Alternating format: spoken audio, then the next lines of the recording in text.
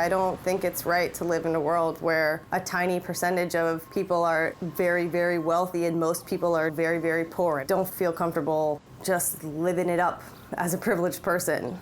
I feel that it's part of my responsibility to help those who are less fortunate. And in a place like Washington, D.C., it's just so hard to ignore. I just don't feel good doing nothing about it. The main goal of this rally is to try to make the invisible visible.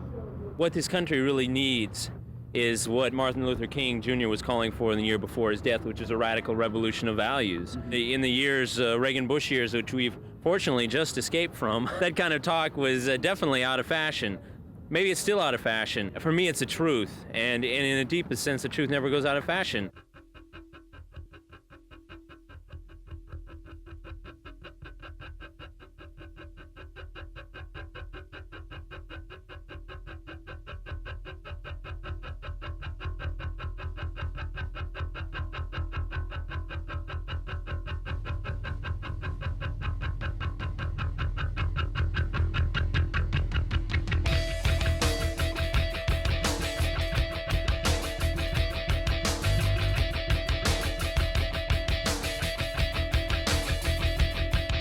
Positive Force is a youth and older than youth volunteer organization, an arts and social justice kind of collaborative. A collective group of people that have been working to enlighten and entertain people. Their central mission has been organizing benefits.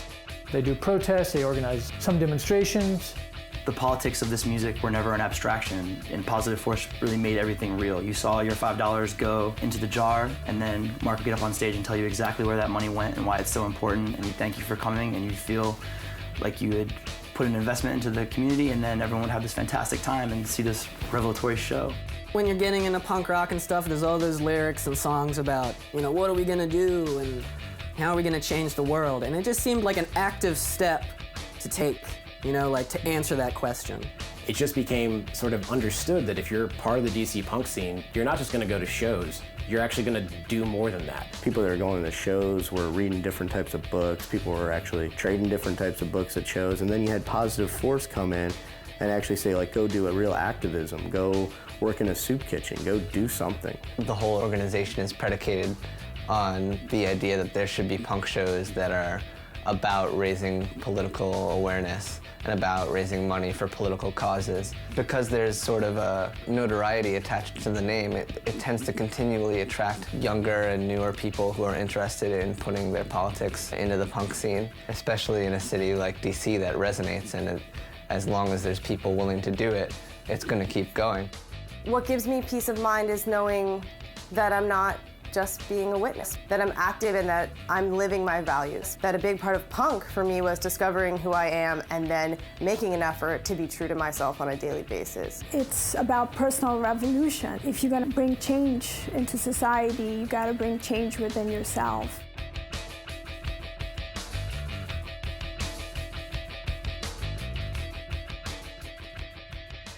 No one could have described the message of punk in general as it starts out more concisely than Karl Marx did in that statement. What a great phrase. The ruthless criticism of everything existing. Also in there is a little hint of Mikhail Bakunin. The destructive urge is also a creative urge. And essentially you have the politics of punk. It's an assault, an all-out assault on business as usual, on society, on the state, on religion, on the family. All of the sacred cows are subjected to the withering, truth-seeking gaze of punk. By the time Crass came along very early in this, like 77, 78, they're saying punk is dead. But that was a positive statement because they were saying that that version of punk is dead. Let's not believe in a false idol. Let's not just be rhetorical revolutionaries. Yes, that's right. My case, that is just another trick, but I'm gonna cut you insane. Bubble gum, rock, your plastic chases. Your boss edition, but my bits on the manners. Super, yes, brown, mark the clash. I'm a revolutionist, just a cash. I become a fashion like hippie used to be. I can't be a do if you want me. But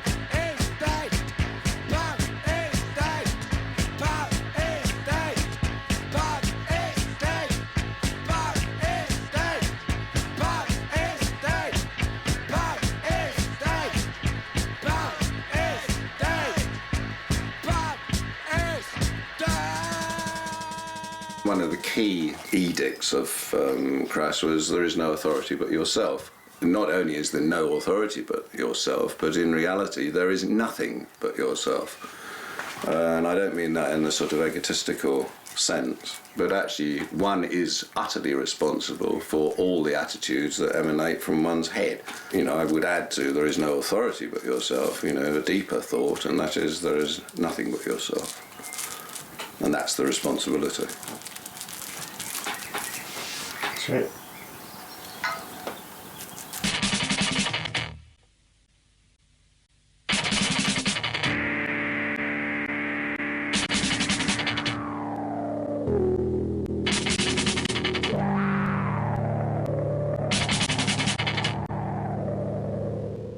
People like the Pistols and the Clash, who on the surface appeared to be saying rather similar things, but actually they also were exceedingly ambitious. They were full of intent, and that ambition and intent was to basically benefit by and through commodity culture. They were saying the same sort of things as bands like Crass were doing, but they didn't mean it. They weren't having fun, because actually what they were doing was looking to their future as successful rock and roll stars, like the bloke in bed looking to his orgasm. He forgets all the fun up to it. It's meaningless, you know, the Ian out, shake it all about, and sorry darling, I'll have my cigarette and go home. That's not, well, that is sex, and if you know, and that is an aberration. Well, we came up actually not saying anything particularly different, but we were having fun. In other words, we meant it, and that's what people recognised it as. Fucking hell, these people actually mean it. You know, they're not actually doing this so that in 2 years' time they can buy a swimming pool or get a Cadillac or, you know, whatever people do with rock and roll money. They must mean it, you know, and that was the force. If punk was gonna mean something real, it had to do what it was talking about. It had to live the life it was singing about in its song. That example of Crass and their press to push people forward through Stop the City, animal rights activism, through the anti-war activism, all of these things provided an example for those of us across the sea.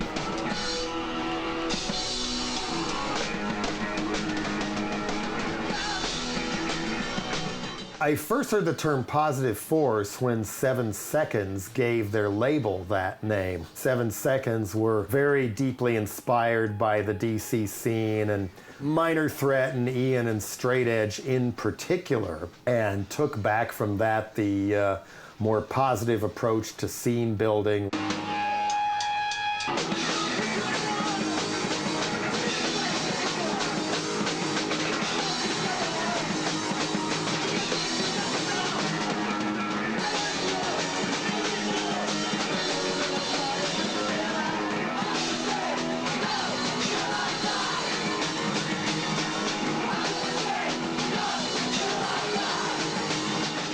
I felt that there was a need to like not be afraid of saying, hey, you know, we're not just all talking about destruction and death and crappy things, but we're also saying that, you know, yeah, there's a lot about the world sucks, but let's try and change things, you know? Why are we're sitting around complaining, but we don't seem to be doing anything to like make it change. A couple of us in Reno, Nevada back in the early 80s started thinking about wanting to become a little more active and involved, and not just bored punk rock kids with a gig every couple of weeks, but you know, also we could do something additional to that. It would also tie us into our community. I read in Maximum Rock and Roll about original positive force groups which had been founded out in Nevada by people in and around the band 7 Seconds with that same idea that we're gonna turn the rhetoric into action.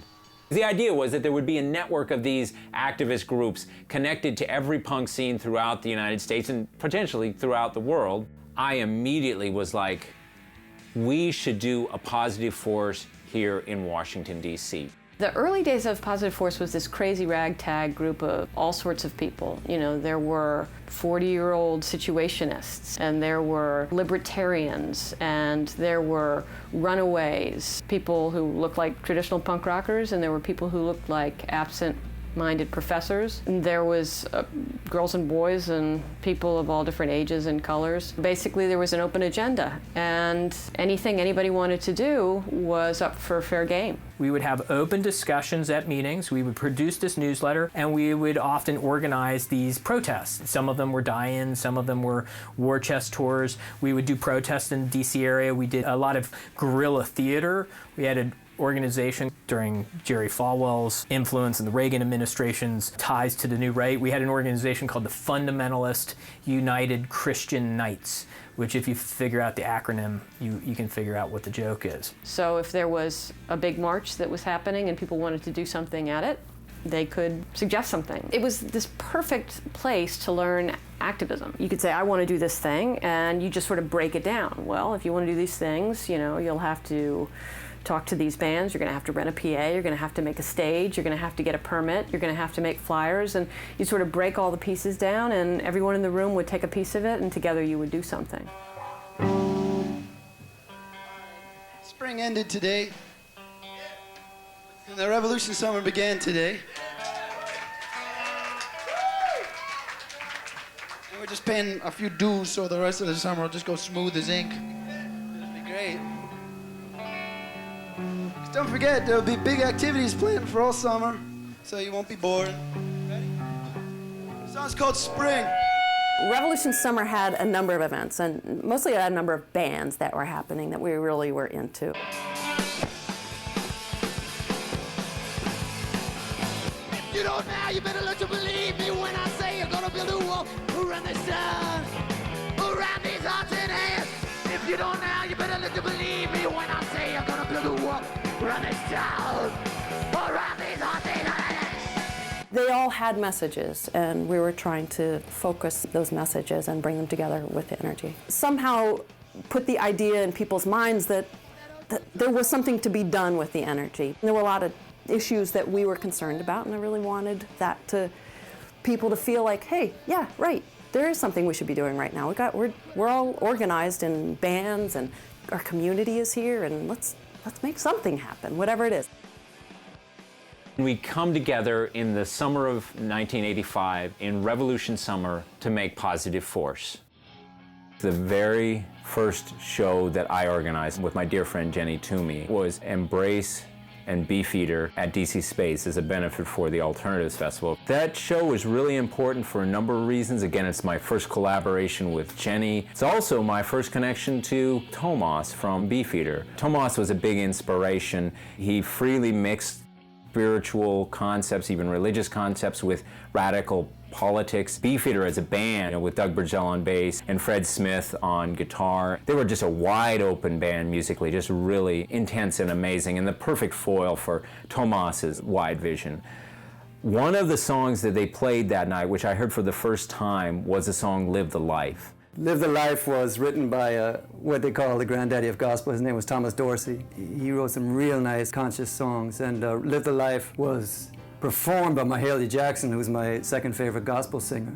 She did a really nice rendition of it. And the thrust of the song is just, if you're going to sing about something, if you're going to pretend to be about something, you have to live it. Because there's no room for hypocrisy in this thing. You can have an image of being something, you can have an image of being about something, but it's never going to have no power. It's always going to be an image. But if you live the life that you're representing, if you live the life that is a living struggle, that represents what you believe, it got so much more power.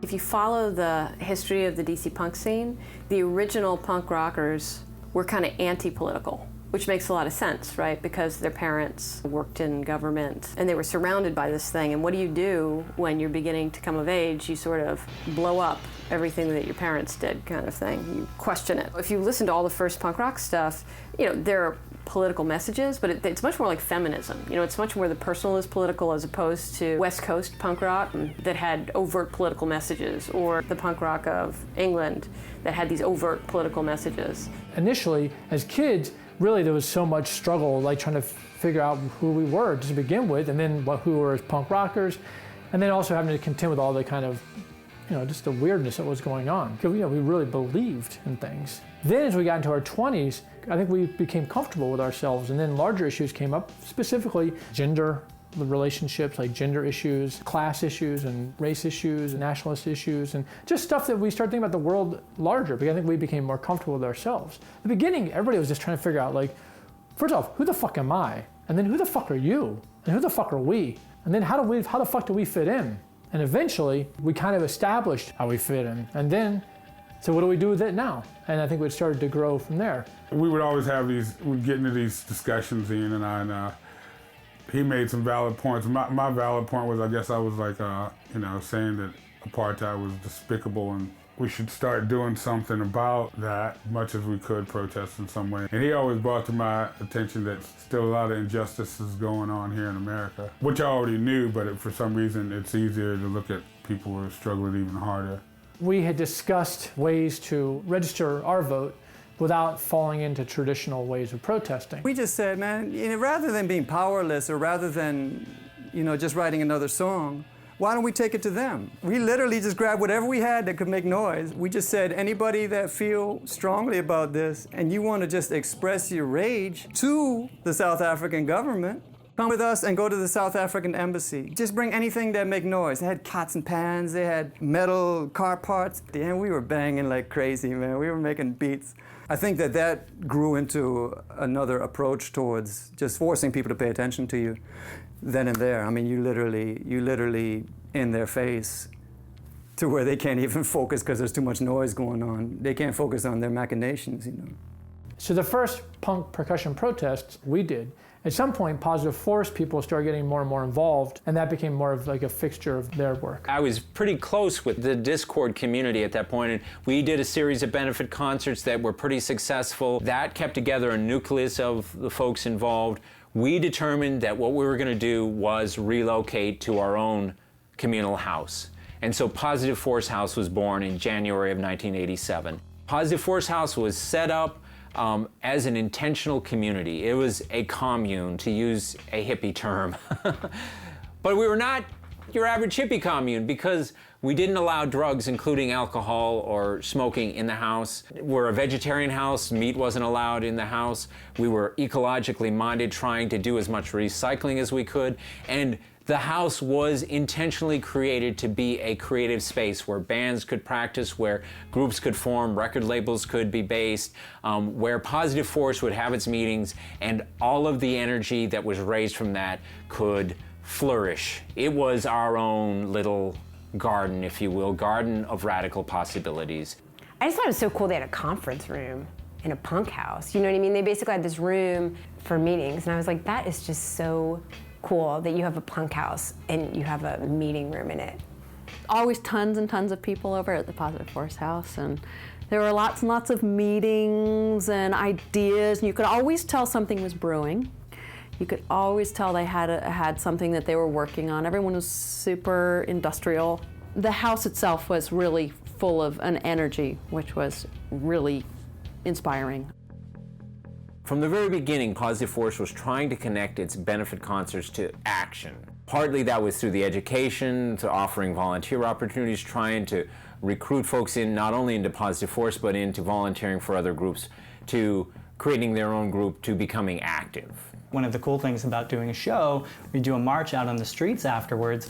You take the energy of a punk rock show and the politics of a punk rock show straight to the doorstep of those in power. The first gig I played with them was this Amnesty International benefit at Johns Hopkins that was put together by Positive Force. And after the gig, everyone got together to march. That was huge. I totally forgot that my first gig was a Positive Force gig. And I mean, that band changed my life. Like, those experiences totally changed my life, you know? I am where I am today because of that show, and that band, and that march. It was an experience that led to others, and it wasn't the last time we did a Positive Force thing, but it was the first time I played with Scream.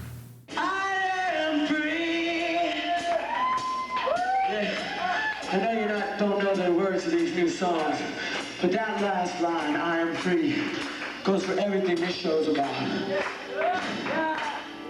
I am free, because that's what Amnesty International does. It try to get political prisoners, people of conscience, people that are in their own country fighting for what they believe, and they get put away in jail, tortured, with no basic human rights.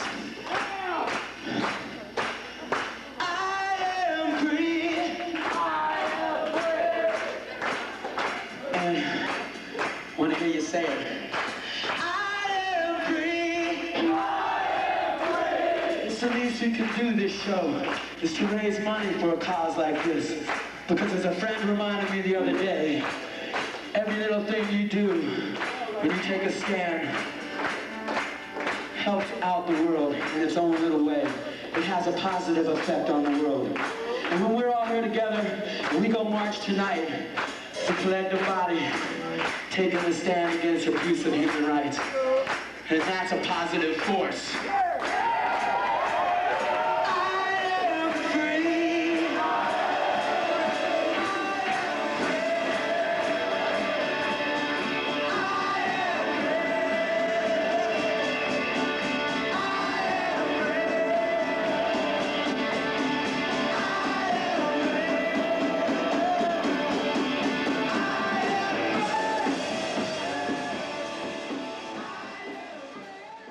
When you think about it, historically, the centers were Kevin and Mark, and they had some areas of overlap about wanting to have a creative space where you could be activist and push back and question authority and do all that stuff. And they were very different in other ways, too. Where I think Kevin liked the chaos and was very non-hierarchical, and Mark was more of a traditional organizer who would sort of pull things into a more formal organizational structure. There was a legacy. A lot of us had read about the 1960s movements. We knew about Students for a Democratic Society and other New Left organizations, and there was this ideal of consensus and democratic participation in meetings. I think in reality, there was a lot more de facto leadership on the part of someone like a Mark Andersen and on the part of someone like me and maybe a few other people. That was one of the conflicts between some of the early founders, because there were some people who wanted to find an efficient way to do activism, and there are other ones who wanted to fuck shit up. And there were other ones who just wanted to ask a lot of questions. They didn't care if it was efficient. They didn't care if it solved the problem. They wanted to be part of the questioning society. We had disagreements about pacifism, about nonviolence, about direct action,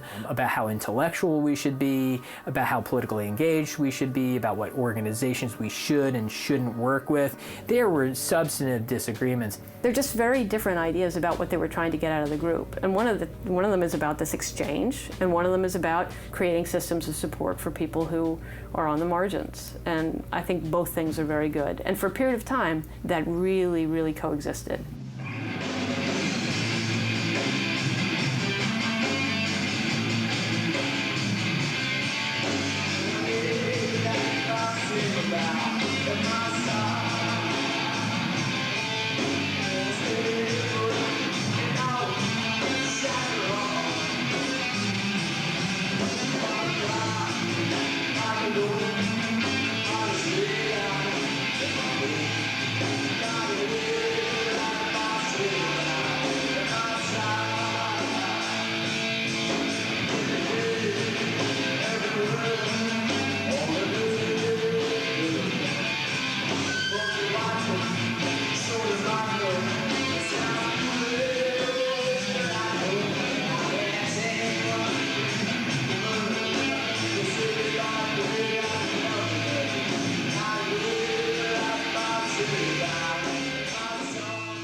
So much of the stuff that we accomplished was accomplished at Positive Force House, including, of course, the great Mises a Pig controversy, the action that was done that ultimately led to the attention of the FBI. The first version said Mises a pig, and at the bottom it had 3 paragraphs explaining why he was a pig and how he was just an embarrassment as the top law enforcement officer in the country.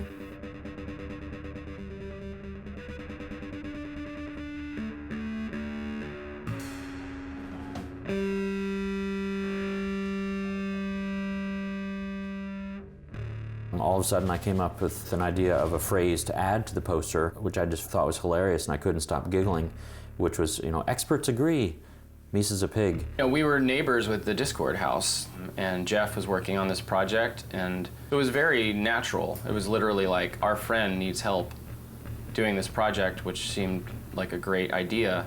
Everybody was into helping each other. That was just sort of the atmosphere anyway. We were always working on this project or that project, so when Jeff needed help with that, we just jumped in.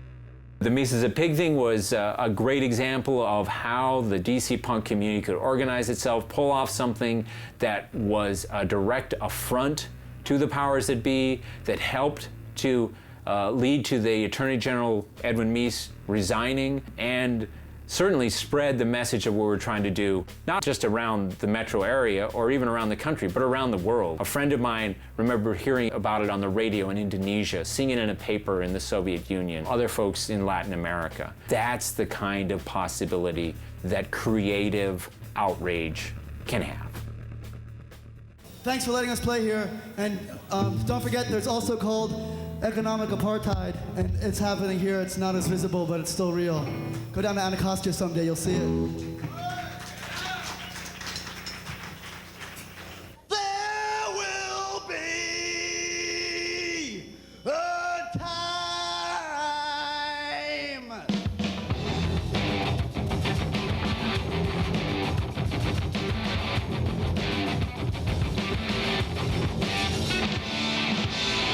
Cross the line now.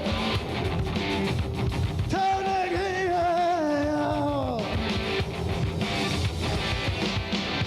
I could say to you, there will be a time.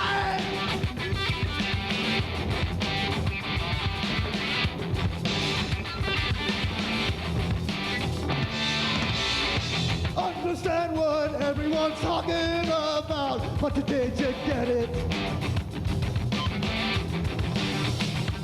Yeah, it will stay with you. It will stay with me. Listen to the people surround you. And then a minute, and start to get. And to run. Oh, what to die?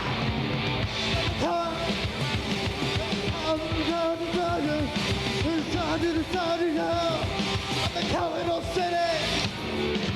What about the town design and the Constitution of glory and the capital city in? It's the capital city.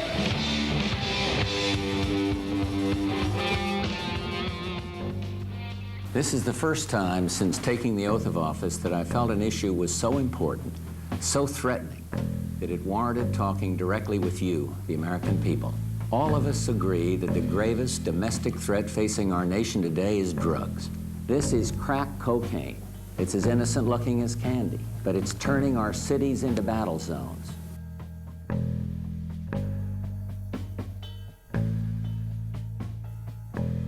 If you sell drugs, you will be caught, and when you're caught, you will be prosecuted, and once you're convicted, you will do time. Caught, prosecuted, punished. We need more prisons, more jails, more courts, more prosecutors.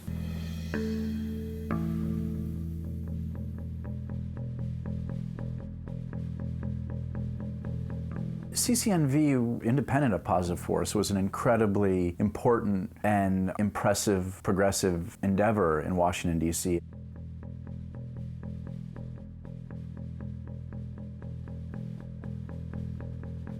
And Mitch Snyder was such a hugely important person in DC history, and I think that Mitch Snyder is part of the Positive Force story. Do you think 11 people fasting is going to change an entire administration policy? Oh, I think one decent person with enough commitment and enough integrity and enough concern for their neighbors could turn the world upside down. Unfortunately, we don't have folks like that running around our nation or our world in great numbers right now. When I found out about Positive Force's association with CCNV, that was one of the things that drew me to Positive Force. There were nighttime shifts that needed to be filled. Positive Force members would do a shift together. One of the problems with punk rock was always the insularity of it and the gazing inward. And to this day, that's sort of part of the punk rock legacy. In DC, this looking out at the world and not the celebrating of the self, but the celebrating of the potential for making the world a better place. And it was the progressive politics of punk that, for me personally, was one of the things that actually drew me into punk rock.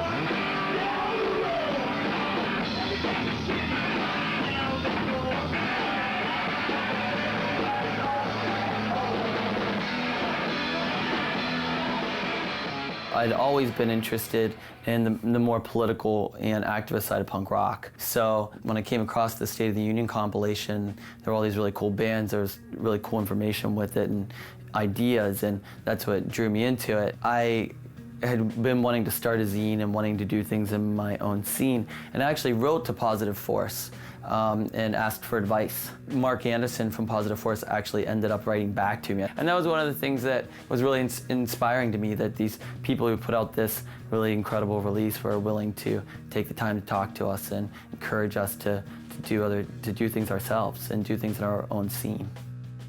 Positive Force itself did not have a strict political affiliation. And I think that was one of the things that was so positive about it, was a person could come of any age with an idea and present it. And if there was energy within the group, you could go off and work on the project that you had in mind with the support of other interested folks. The shared experience of witnessing art together helps people have an entry point to have discussions about social justice. Especially with music, it creates a gathering point. Through DIY show organizing, you can really get through to people when they are in those kinds of relaxed spaces where the introduction of an idea isn't really given in a fully didactic way, but it's an experiential way of sharing an idea. Passing people on the corner, banging the drum and shouting out. There's a problem, it's an attitude. Shows the true colors of people's view. It's a sickness, a dirty, bloody business. Drips on a hand. Drips on the hand of me and you.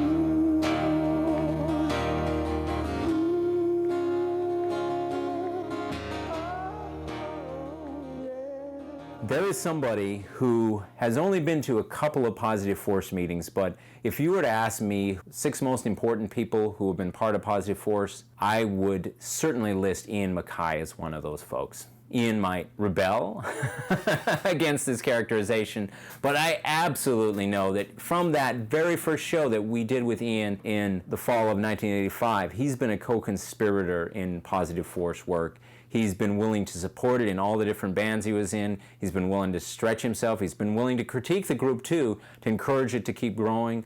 He's just been an inspiration. Let's get out to Mark Andersen. I know we hear that name bandied around a lot at these shows.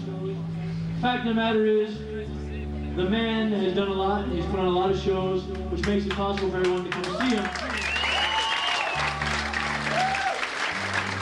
He's the asshole that comes up here and talks all the time with the glasses, right? Yeah! In a sweater. And a sweater, right? Mark Andersen had punk kids going to old people's houses and fixed people's plumbing and painted their houses. And I think that's a really cool thing for a bunch of kids to get together and do. Mark Andersen really does nurture the hearts of other people and the imaginations of other people. And I think that his patience and kind of steadfast approach to doing that is why Positive Force still exists.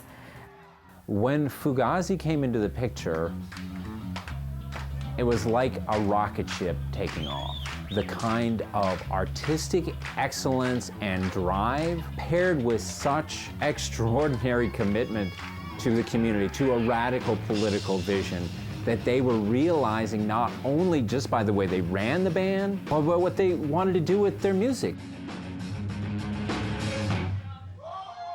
I really was under the impression when I first started going to shows that every city must have a band with as big of a draw as Fugazi, and that band must, in every city, invite younger and newer local bands to open for them. I just thought that maybe that was how it worked everywhere. They made it very clear from early on that they wanted to do everything they could to translate the power of their art into concrete action in the community. Because Fugazi was so popular and respected, I think it made other bands that had the capacity to draw audiences behave in similar ways, because they saw it modeled as part of the equation of being a successful band in DC. And I believe it was such a rare and beautiful snapshot of what is possible with arts and social justice collaboration. They made a decision to only play benefits, free concerts, or protests in the Washington, D.C. area. Every one of those shows from 1989 to their very last D.C. show in 2002 were done in collaboration with Positive Force. The band developed an audience who was open to the ethic of personal and artistic integrity and of community commitment, of trying to build a Washington, D.C. and country and world where people matter more than profit does. We didn't raise huge amounts of money. We raised, hundreds or thousands of dollars, not tens or hundreds of thousands of dollars. We figured that money would really be a good shot in the arm for a local organization that is really just struggling. We are musicians. We're all from DC. We all were raised here, and we felt like this is our way of doing community work. This is what we got to offer. If I was a carpenter, I would maybe build something. Or if I was a baker, I might make some bread. But I'm a musician, so this is what I can do for the community.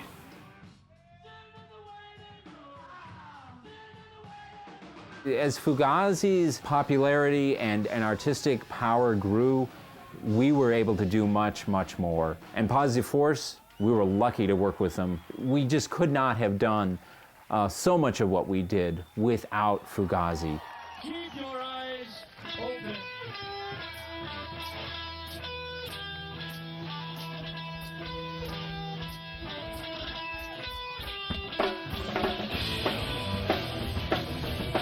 The idea behind the show was 30-degree weather. People would complain, which like, you think you got it bad? These people are living out here. We got the permit like 6 months out. Well, it just so happened in those 6 months that the drums of war were beating and things just lined up. All these other groups wanted to get into the park, and we had a permit, so we said, let's just bring it all together. Behind us was a sign that says there will be 2 wars. And the idea was really that if there's a war over there, then there would be a war also here, opposing that war. We didn't do the benefit in terms of like homelessness. We did it as an anti-war thing, and it just all dovetailed.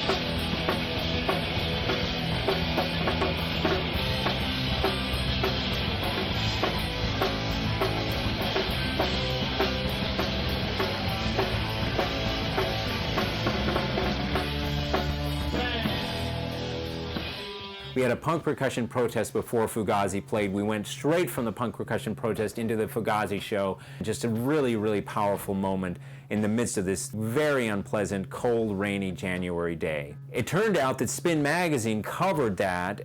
These punk rockers who were drumming on pots and pans and drums and water barrels and oil barrels and buckets in front of the White House. This story was picked up by the mass media. George Herbert Walker Bush was quoted in the New York Times and in the USA Today as saying, "Those damn drums are keeping me up all night." We thought that was so cool, that this punk percussion protest that we had inspired and that other people picked up on and continued 24/7 was actually getting a response from a president who studiously seemed to ignore dissent.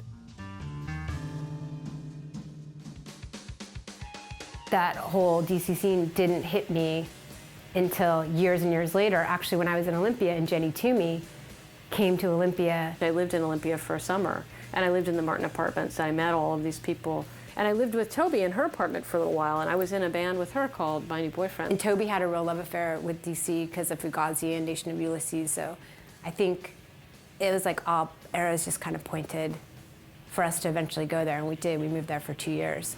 And that's where the Riot Grrrl thing started.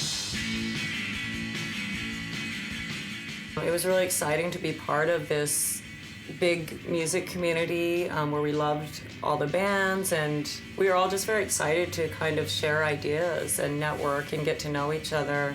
It was in this climate of the Gulf War and a lot of people freaking out and how can we be doing this, and like Bush Senior and everything, and I think it was a really important and galvanizing time politically for a lot of us. Girls in punk rock were kind of joining together and saying, look, okay, all of a sudden all our friends who are guys are freaking out because they're afraid of being drafted, but why did it take this for them to get politicized? What really politicized me was I just one day thought, like, what do I really want to do? What do I really want to do with my life? If I could do anything, if I was going to die tomorrow, what would I do? And I was like, I would work to end rape and domestic violence. It's really crazy to be totally surrounded by something, to constantly have friends who are date raped or beat up or remembering childhood sexual abuse. And it's absolutely like within an inch of you everywhere you're at, and everybody's acting like it's not happening. And you're like in a punk scene and all these songs are being sung, but no one's singing about this thing that is this constant, horrifying presence in your life. Oddly enough, I was totally obsessed with reggae, and I was learning a lot historically about Jamaica and Haile Selassie and how people are politicized using religion and like all these different things. And I was so obsessed with it. And then one day I was like, wow, what are the material circumstances in my life that piss me off? And I was like, where's my reggae? I wanted to make music that related back to my real situation. And I hoped that that would help other women to not have to feel the same amount of silence that I had felt. I remember in particular the very first song which the 3 female members of Bikini Kill did on their own, a song called Girl Soldier, which they never released, but I think it's an incredible song. And just to hear the visceral power and reality of that song talking about what it was like to be a woman facing the violence of a still way too patriarchal society, I remember just being knocked back.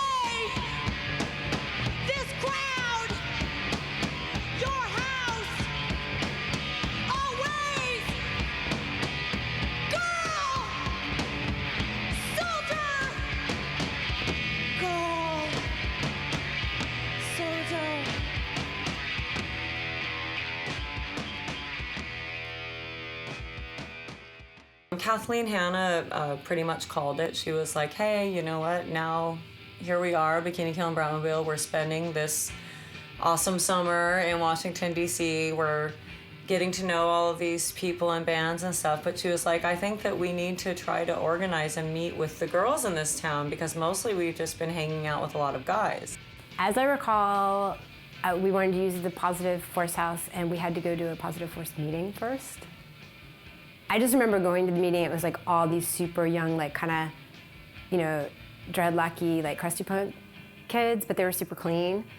And standing there and kind of giving my pitch. Like I'd never had a pitch meeting before, but I was like doing a pitch meeting for why they should let us use their house for this all women's radical feminist community organizing meeting. And they said yes, so I was psyched. And it was great. It was great just to connect with all these girls in the scene and from Arlington and DC and really just kind of talk like, what do you guys do here? What are your needs here? What's important to you? What do you want to be doing? And let's network. Like I had originally thought I wanted to start a magazine and I wanted to see if women in DC were interested in that. And as it turned out, they weren't. They just wanted to hang out and talk without men being there. Some women just wanted to meet other girls to start bands with. Some women wanted to learn how to play instruments and do this and that. Some people wanted more or less a support group to talk about histories of abuse or sexual and other types of violence. Some of us just wanted to say, like, how can we make shows a safer and more supportive place for women in the punk scene? It was a big revelation for a lot of people, and I felt really lucky to be a part of it at the time. And now, people were really, really threatened by it. You know, really pissed off. A lot of guys were really angry in a way that I can't adequately describe. None of these guys probably would have really come to a meeting if it would have been co-ed.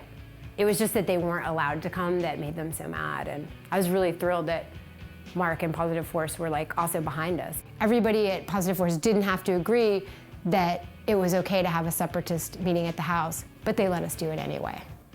You know, and I think that that's a great lesson for a 23 or 24-year-old activist to get, that we don't all have to agree, but we can still work together.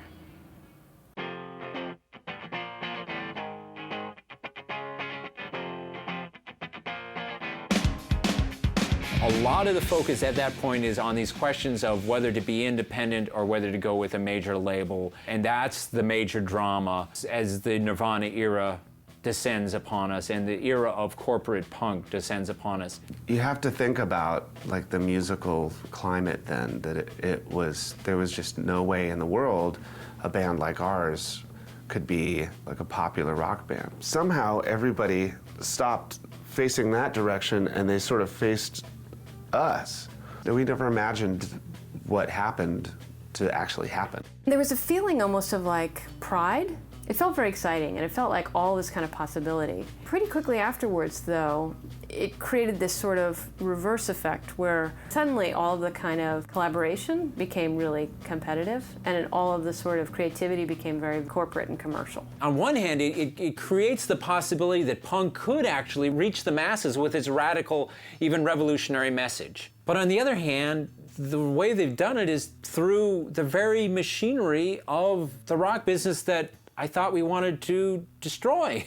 By now, Jenny Toomey had returned to Positive Force and was a key member, but she'd also started this record label, Simple Machines, which was becoming very successful, and it was spreading the gospel of do-it-yourself records. And MTV got interested in them, and so they invited them in to film in the Simple Machines office. But the Simple Machines office was in Positive Force house.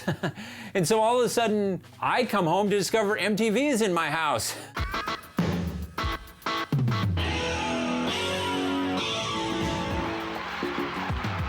I'm Jenny Toomey, and I'm a proprietor of Simple Machines. And I'm Kristen Thompson. We didn't give each other the benefit of the doubt, and I know I didn't give Jenny the benefit of the doubt. We felt like we were being really creative, and there was something about what we were doing that I think felt too commercial to Mark. If Simple Machines put out a limited edition color vinyl record, there were punk rockers at the time who felt like that was just crash commercialism, as opposed to an aesthetic, coolness. You know, different people had different ideas of how to deal with this new possibility, because it was something we just didn't expect. Do we want to work with those folks? Well, maybe we do, because we can reach a whole new audience. Maybe we don't, because they're not part of our community. Suddenly, these magazines like Rolling Stone want to put you in their pages. They want to put you on the cover. Fuck Rolling Stone. They didn't give a shit about punk until it became popular. Look, we all knew how great this music was. Sooner or later, the rest of the world was going to discover that too. And you can either bitch and moan about how the scene got too big, or you can support smaller areas in the same scene, in particular bands you like.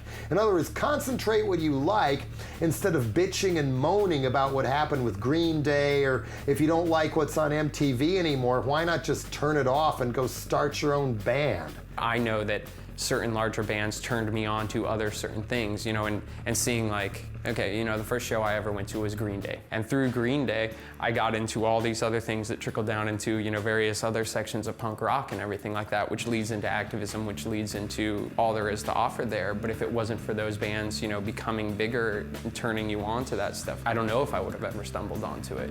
So I try to look at it in that respect of like that, okay, if someone gets into my band, what will my band lead them back to?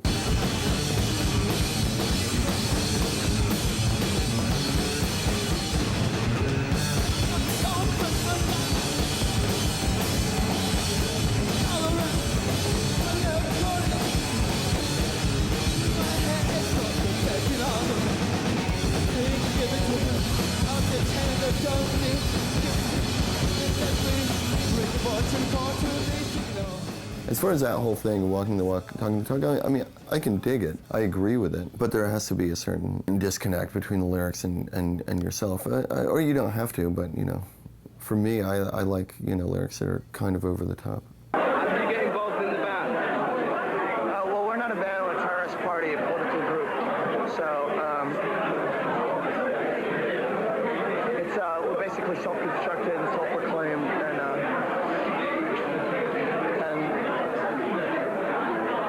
our vision was consummated a couple years ago, and I'm the Minister of Information.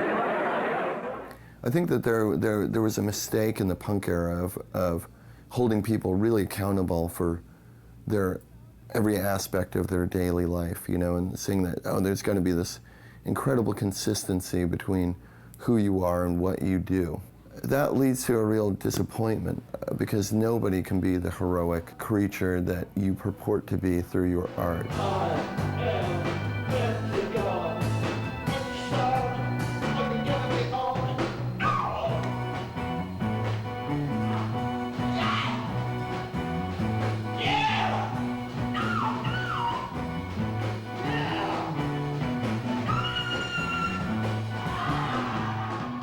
I think that musicians are often the direct political activists. I think a lot of times we just might end up being kind of the soundtracks for change.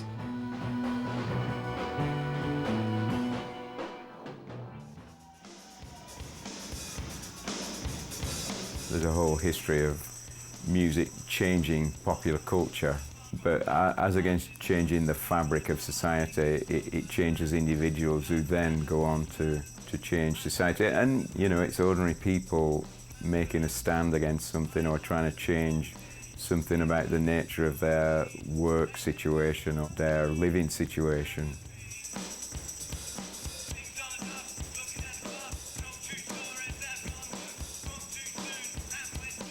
We used to use a space, the old Wilson Center, which turned into La Peña, which was a Latin American youth center. The first perception to me when I saw them, you know, it was, I was not afraid, but I was skeptical, you know, well, what are they doing here, you know? That later on, when I started working with them, you know, very close to them, I was very impressed. They were very responsible person. Well, the Wilson Center shows were just always a trip because the venue itself was situated in a really busy neighborhood on a busy corner, so the people who were either walking by or coming through, I remember going out of those shows and everyone kind of sitting out on the corner and talking to the neighbors as they passed through, and it just felt like this is what urban living should be like. It should be people interacting with each other. It should be an event that brings all kinds of folks together to check something out. And even if they're not coming into the show, they're at least having an interaction on the street corner. And people would ask, what's going on in there? What's happening in there? And a killer concert, and it's for this great cause. Sometimes we would do benefit shows for projects that were affiliated with this space. It was an excellent tie-in because then in addition to having people attend the show, you could offer the opportunity to volunteer. What they were doing, what they were trying to do, and keep all those kids, working and focusing in working to build not just the community, but fighting for the whole world, for many big issues.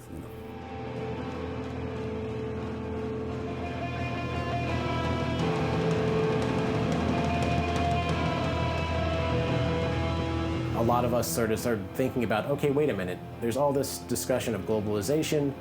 How's this actually affecting people in DC? What we began to see towards the late part of the 90s, Positive Force is becoming more radical, more focused on the grassroots stuff, more needing to get in there and get our hands dirty. Well, the other folks are kind of starting to drift towards the rock and roll world. That was like a fertile time. There was that brief moment where we're all like, whoa, what is going on? Things just got so volatile. And of course, then when Bush was in, that was, totally unreal, and then September 11th on top of that. I can only say that was a pretty heavy time. But there was just a lot to be against. What happens is the uprise of a new underground punk scene, largely focused out of an anarcho-punk tradition. And Positive Force sees the infusion of those people. They revitalize the group. They take it in a direction that's much more keyed into the hardcore scene. That is the mixture of what would be the 21st century Positive Force.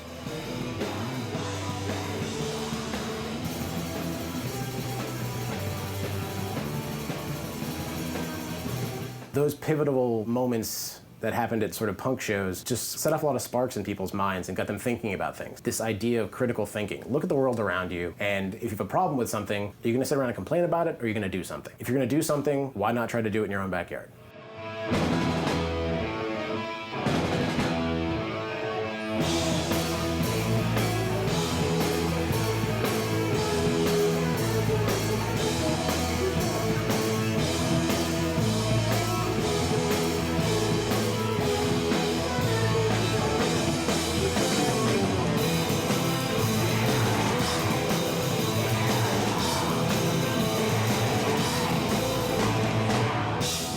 Ryan and Wade were really gung-ho. And I think Wade and Ryan, they just took the reins.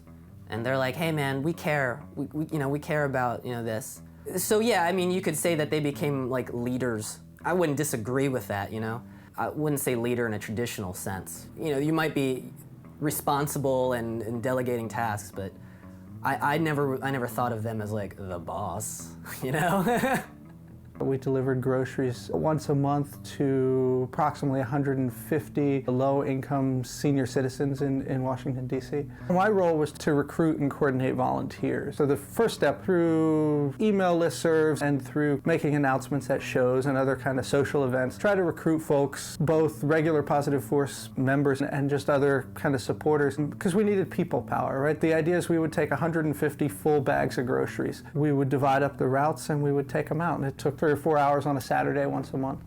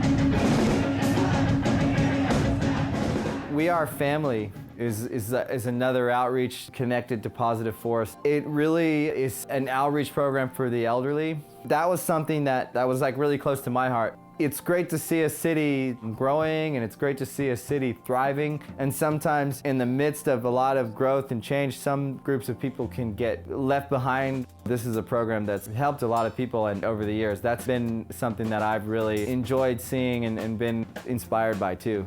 We Are Family, you know, which is trying to keep the community together, basically, in a lot of these older neighborhoods and stuff. You know, some of the people who actually, you know, were born and raised here and all that, and trying to keep gentrification from pushing these folks out. We Are Family is a group of people who got together to do something about the situations that were going on in the city. We were introduced to Mark, and Mark came in with a group. I guess they needed us as bad as we needed them.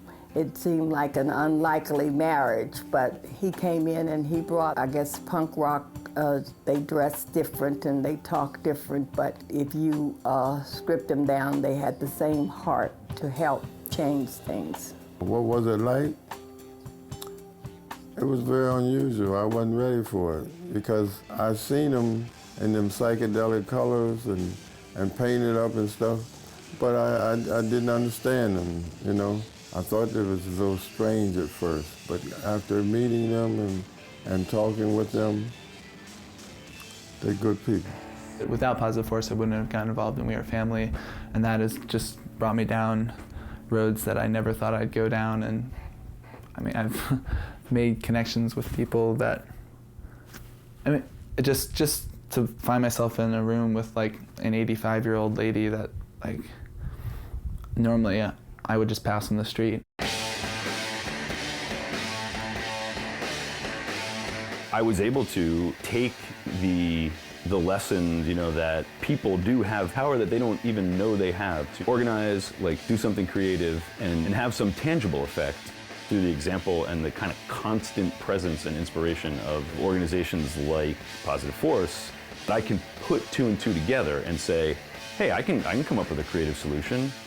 Positive Force is unique in as much that they stayed active for so many years and they've remained a volunteer operation, which is incredible. Like, Positive Force has always been kind of an amateur operation, but because it's amateur, it's always real. It's just kids learning how to do it it's like baptism by fire, really, just doing these shows. Seeing the gigs go from being this to being this, and all of these people connected by that, the message of Positive Force. And when you've got like 300 people, it turns into 600 people, and that turns into 1,200 people. And I guarantee you, the people that were there at those shows have gone on in their lives and done things that were inspired by those gigs.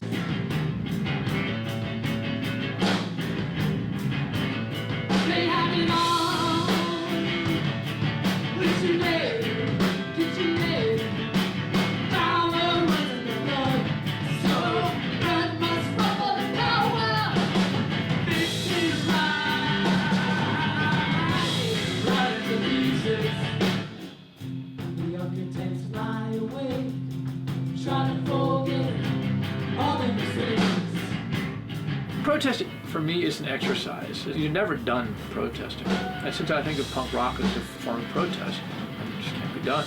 So when people say, well, it's over, it's just over for them. That's all right. They stopped exercising. Any kind of political engagement will always be intertwined with art in all its various forms. It's one of many ways, but it's a really powerful way that people have always expressed their politics.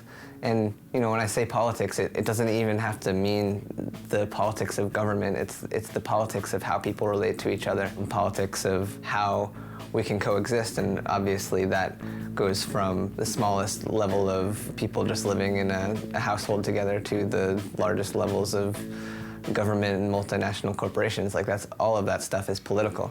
Punk rock music might come and go.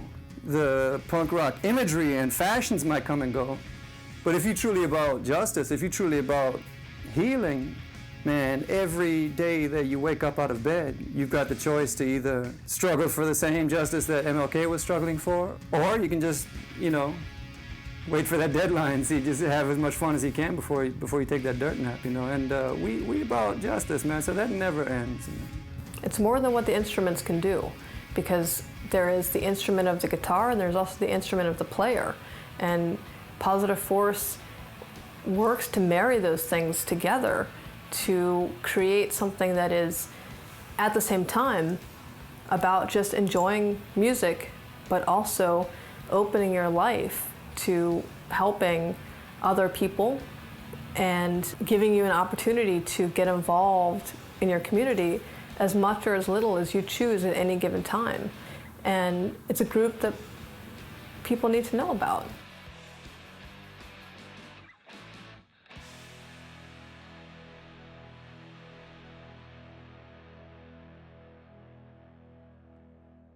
I tell you one thing I know 100%, positively, absolutely for sure. If we want revolution, we need each other, because that's our power. The power is people together, believing in a better world. That is the root of Positive Force. That's why it's still important. That's why it still exists here today.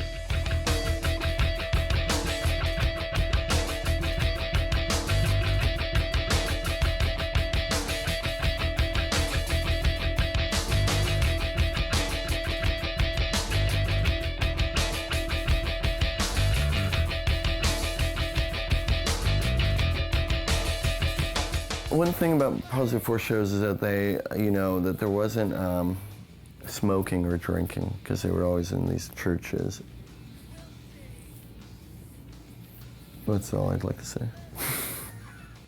One of the things I don't like about so much current dissent is its sort of clean, defined and boxed clinical attitudes. And revolution's going to be dirty, so let's get dirty now. It starts now. The revolution starts now. It started, and it's starting now, and it's starting now. It's starting at each moment of time. Well, let's get dirty about it. And I sort of, any attempt to sort of define it is a way of denying it. There are always exciting things that become big, and then sort of the fluff falls away and a core usually remains, either to get big again or for some other thing to go get big. Positive Force is just a vehicle. It's just another name. If the vehicle wears out, then you find another one. But the energy, the idea, the attitude, the spirit is what counts. I think the spirit's still there. But whether Positive Force is there or not, the spirit will be. Dude can organize. I mean, clearly, he kept his shit together. He didn't let stuff, knock him off his little stump that he stands on. Don't you kind of picture him standing on a little stump? I mean, the thing about punk, in many ways, it's a self-cleaning oven. Constantly, people eating at you, constantly double-checking, something like straight edge. I can't tell you how many times somebody's asked me if I'm straight edge. But at some point, it's like, how many times does a man have to take his pants down to show he didn't shit himself? It's like at some point it just becomes absurd. So I can say, well, this is the beginning. Well, equally, I can say this is the end. It makes no difference whatsoever, because this is the moment.